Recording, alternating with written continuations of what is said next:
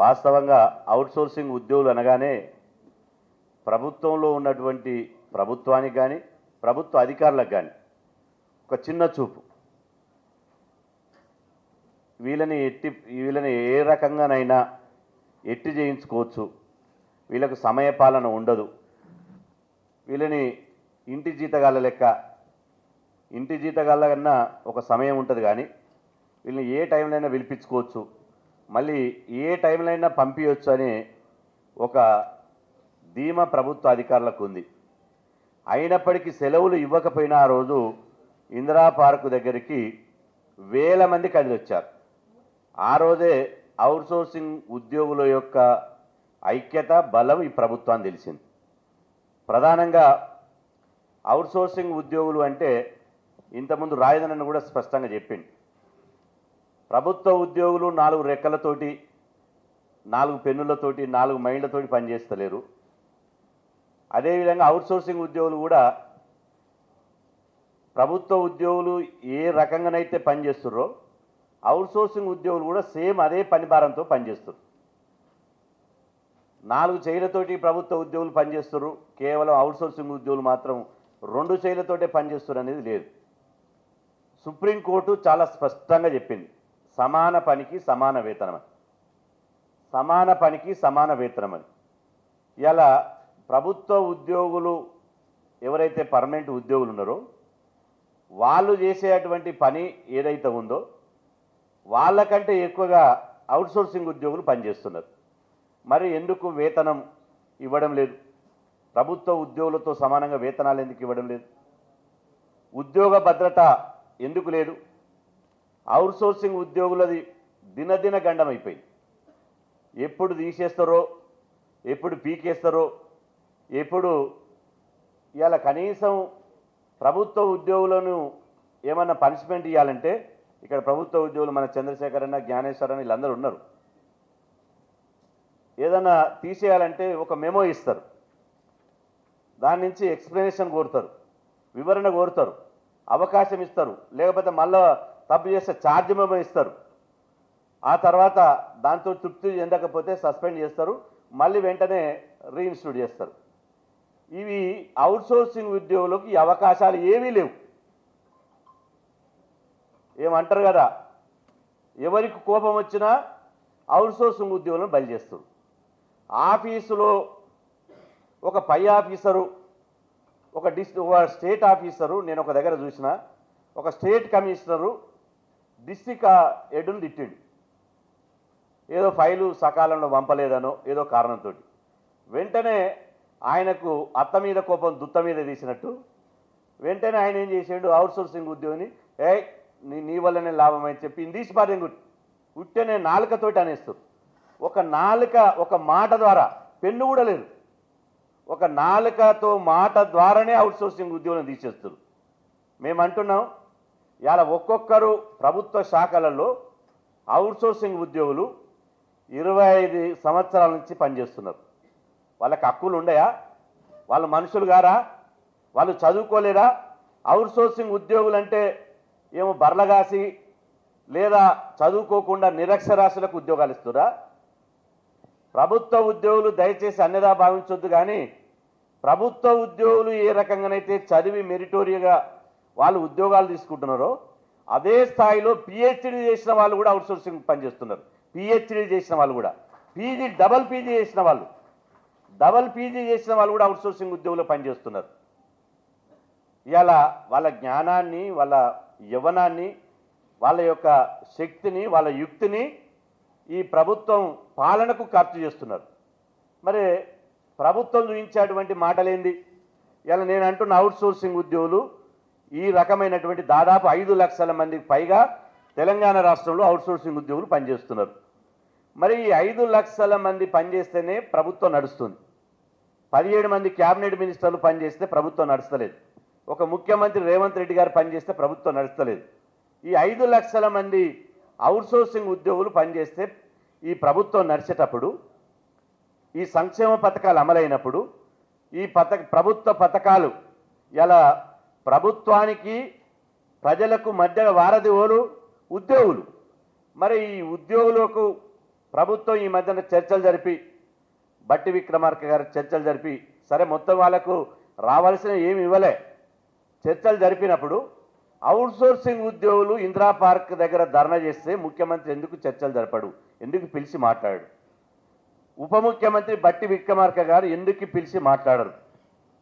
మేము ఢిల్లీలో ముఖ్యమంత్రి గారిని కలిసిన సందర్భంలో లక్ష్మణ్ అక్కనే ఉన్నాడు. వెంటనే ముఖ్యమంత్రి దగ్గర తీసుకుపోయినాం, మాట్లాడినప్పుడు సీన్ భాయ్ హైదరాబాద్లో మాట్లాడదాం, వచ్చినాక హైదరాబాద్కి తీసుకురా వీళ్ళనే అన్నాడు. మళ్ళీ ముఖ్యమంత్రి గారు బిజీ అయిపోయారు, మేము బిజీ అయిపోయాం. కాబట్టి ఖచ్చితంగా అవుట్సోర్సింగ్ ఉద్యోగుల సమస్యలు కూర్చోబెట్టి మాట్లాడాలి. ఇప్పుడు ఏమైందంటే ప్రభుత్వ పరిస్థితి ఏమైందంటే అవుట్సోర్సింగ్ ఉద్యోగుల కంటే ముఖ్యం వాళ్ళకి ఏజెన్సీలు అయిపోయారు. మధ్యన ఎవరైతే ఈ దళారు వ్యవస్థ ఉందో ఈ అవుట్సోర్సింగ్ ఏజెన్సీలు ఎవరైతున్నారో వాళ్ళు ఏసీ రూమ్లో కూర్చుంటారు, వాళ్ళు కడుపుల చల్లగదలకుట్ట కాళ్ళ మీద కాలేసుకొని సూటు బూటు వేసుకొని మంచిగా కూర్చుంటారు. కూర్చొని ఏం చేస్తారు? ఈ 5 లక్షల మంది అవుట్సోర్సింగ్ ఉద్యోగుల రక్తాన్ని తాగుతారు. ఈ రక్తాన్ని తాగి తెగబలిసి ఇవాళ ఒక్కొక్క అవుట్సోర్సింగ్ ఏజెన్సీ వాడు పారగన్ చెప్పర్సులతోటి హైదరాబాద్కి వచ్చినోడు, పట్టణాలకు వచ్చినోడు ఇవాళ ఆడి కర్రలు తిరుగుతున్నారు వాళ్ళు. నేను ఆయన పేరెందుకు చెప్తలేను కానీ ఒక ఆయన అవుట్సోర్సింగ్ నాకు తెలిసి ఆయన హెల్త్ డిపార్ట్మెంట్లో మొత్తం ఆడి కార్లో తిరుగుతుండే ఆయన. ఏందమ్మా ఈ మధ్యన ఏమైనా రియల్ ఎస్టేట్ చేసినావా అని నేను అన్న ఏమైనా రియల్ ఎస్టేట్ చేసినావా అంటే నీకు తెలియదు ఏముంది అన్న అవుట్సోర్సింగ్ ఏజెన్సీలు చేస్తున్నాను. ఆయనేమో ఆడి కార్లో తిరుగుతుండు, మనకేమో తాగుదామంటే గంజి నీళ్ళు లేవు, మనకు ఉద్యోగ భద్రత లేదు, మనకేదో ఓ పెద్ద శాలరీ ఇచ్చి మనకు టీఏలు డిఏలు హెచ్ఆర్ఏలు ఇచ్చినట్టు మన తల్లిదండ్రులకు కూడా ఇవాళ ప్రభుత్వ ఉద్యోగం గవర్నమెంట్ ఎంప్లాయ్ అనగానే కనీసం గ్రామీణ ఉపాధి హామీలు పనిచేయడానికి కూడా ఎలిజిబిలిటీ లేదు. రేపు మన పిల్లలకు స్కాలర్షిప్లు రావు, ఫీజు రియంబర్స్మెంట్ రావు, సంక్షేమ పథకాలు వర్తించాయి. ఇంత తెలంగాణ రాష్ట్రంలో అరిగోసబడుతున్నారు. అందుకోసమే ఇవాళ ముక్త కంఠంతో అందరం డిమాండ్ చేస్తున్నాం, వెంటనే ఈ అవుట్సోర్సింగ్ ఏజెన్సీ వ్యవస్థను రద్దు చేసి ప్రభుత్వం కార్పొరేషన్ ఏర్పాటు చేసి కార్పొరేషన్ ద్వారానే ఇవాళ అవుట్సోర్సింగ్ ఉద్యోగులకు ప్రభుత్వ ఉద్యోగులతో సమానంగా వేతనాలు ఇవ్వాలని చెప్పి మనం డిమాండ్ చేస్తున్నాం. ఇవ్వం అంటారనుకో. మన శాసన మండలి మాజీ చైర్మన్ స్వామిగౌడ్ అని ఒక కథ చెప్పేది. ఏమని? ఓ తండ్రి కొడుకు ఇద్దరు ఊళ్ళు ఉంటారట. కొడుకు ఊరికే తండ్రిని అడుగుతుండట బాగా, డాడీ నాకు బైక్ కొని, పొద్దున లేవంగానే డాడీ నాకు బైక్ కొని అంటుండట, సాయంత్రం కనపడంగానే డాడీ నాకు బైక్ కొని అంటుండట. ఇక చూసి చూసి చూసి ఇక ఆ తండ్రి ఏమంటాడు, అరే నువ్వు బైక్ కొనియమని నన్ను ఒకటే మారాన్ చేస్తున్నావు, సతాయిస్తున్నావు, నువ్వు ఏం పని చేస్తున్నావు అని నేను కొనియాలరా అంటాడట. నువ్వు ఏదో ఒక పని చేయాలి కదా నీకు బైక్ కొనియాలంటే. అందుకనే మన హక్కులు నెరవేరాలంటే మనం ఏదో ఒక అలజడి చేయాలి, ఏదో ఒక ఉద్యమం. తెలంగాణ సకల జనుల సమ్మెలో మా శ్రీనివాస్ గౌడ్ అన్న ఇవాళ సకల జనుల సమ్మెకు, మా మధుసూదన్ చారన్న ఇవాళ ఈ తెలంగాణ ఉద్యమానికి ముందుండి ఎట్లయితే ఇవాళ పోరాటం చేసిర్రో అట్లా ఈ ప్రభుత్వాల మీద పోరాటం చేయవలసినటువంటి బాధ్యత మన మీద ఉన్నది. ఆ రోజు ఇందిరా పార్క్ దగ్గర ధర్నా పెట్టినాం, మళ్ళీ ఈరోజు రౌండ్ టేబుల్ సమావేశం పెట్టినాం, మళ్ళీ చెలో ఢిల్లీ అంటున్నారు. చెలో అన్న నాగన్న ఉండు కాబట్టి పరిస్థితి ఎందుకే ఢిల్లీ దాకా అంటున్నారు. మీరు కూర్చున్నోళ్ళు ఆ జంతర్ మంతర్ దగ్గర కూర్చుంటే అది అరణ్య రోదన. కాబట్టి కూర్చునేది రాహుల్ గాంధీ ఇంటి ముందర వంట మార్పు చేస్తే అయిపోతుంది. రాహుల్ గాంధీ ఇంటి ముందర మంచిగా ప్రతి ఒక్కరు ఒక గ్యాస్ పొయ్యి తీసుకుపోవాలి, ఇని చెమ్ము తడక ఏముంటాయి అవన్నీ వండుకునే సామాన్లను తీసుకుపోయి, అయ్యా అవుట్సోర్సింగ్ బతుకుల వెతలు చూడు ఇక్కడ ఇలా బాగానే రాహుల్ గాంధీ ఆ గిగ్ వర్కర్లకు చేసినాం, ఓకే ధన్యవాదాలు, మంచి పని చేసినప్పుడు ఎవరైనా ధన్యవాదాలు తెలిపాలి. గిగ్ వర్కర్లకు చేసినావు నాయన, నీ ఆదేశాల మీద చేశారు. మా ముఖ్యమంత్రి గారు రేవంత్ రెడ్డి గారు ఏమంటారంటే, నాకు రాహుల్ గాంధీ గారు చెప్పిందే, రాహుల్ గాంధీ గారి మాటే నాకు ఒక చట్టం, ఆయన మాట నాకు నేను శిరసా వహిస్తా అంటున్నాడు.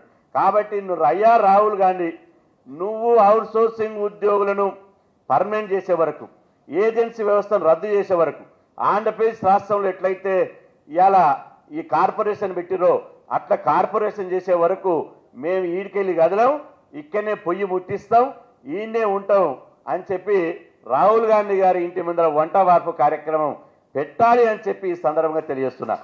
ఆ తర్వాత హైదరాబాద్కు వచ్చిన తర్వాత మళ్ళీ బట్టి విక్రమార్క గారిని కలిసేటువంటి ప్రయత్నం చేద్దాం. వారు ఇస్తేనే ఇచ్చిండు, లేకపోతే చలో ప్రజాభవన్ ముట్టడి కార్యక్రమం తీసుకున్నాం. ముఖ్యమంత్రి గారి అపాయింట్మెంట్ కూడా అడుగుదాం. ఎందుకంటే నేను చివరిగా చెప్పేది ఏంటంటే, అంబేద్కర్ ఒక మాట చెప్పాడు, హక్కులు అడుక్కుంటే రావు, పోరాడితేనే వస్తాయి అన్నాడు. అమ్మ అయ్య అప్ప అంటే మనం గుడికాడ బిచ్చగాళ్ళని ఎట చూస్తారో గడ చూస్తారు. మనం బిచ్చగాళ్ళు మనం దైవ దర్శనాన్ని వేస్తుంటే అయ్యా దానం వేయండి అయ్యా, ఇంత చిల్లరుంటే వేయండి అయ్యా అంటే మనం వేస్తామా? వేయం. అదే ఓడన్నా పెట్టిండు అనుకో, దగ్గర ఓ కత్తో చాకో తుపాకీ పెట్టిండు అనుకో, దెబ్బకే జేబులు ఉన్నాయని తీసి అని లేసేటువంటి పరిస్థితి ఉంటుంది. కాబట్టి నేను తుపాకీ పెట్టమంటలేను, కత్తి పెట్టనండి.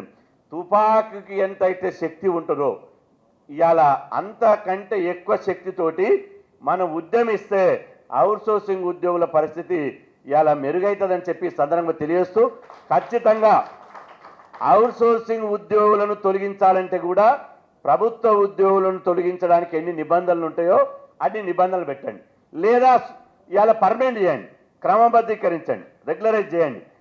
లేకపోతే మాత్రం ఇష్టానుసారంగా తీసేస్తే మాత్రం ఖచ్చితంగా ఎవరిని కూడా వదిలిపెట్టే ప్రశ్న లేదు. అవుట్సోర్సింగ్ ఉద్యోగులు సమాజంలో ఒంటరి కాదు, 100% మీ అందరికీ మా సపోర్ట్ ఉంటుందని చెప్పి ఈ సందర్భంగా